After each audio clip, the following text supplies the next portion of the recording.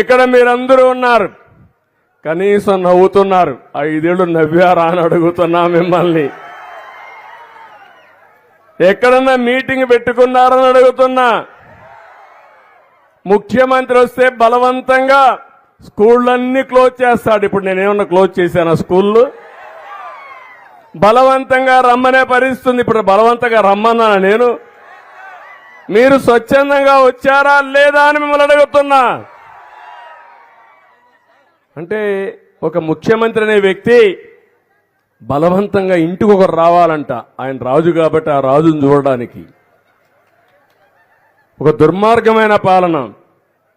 పింఛనిస్తే 10,000 కొన్ని లక్షల మంది రావాలంట ఆయనకి. బటన్ నొక్కుతాడు. వాళ్ళ ఇంట్లో నుంచే నొక్కొచ్చు బటన్ నొక్కాలంటే. కానీ అందరిని రమ్మని బలవంతంగా బస్సులు పెట్టి బలవంతం చేసి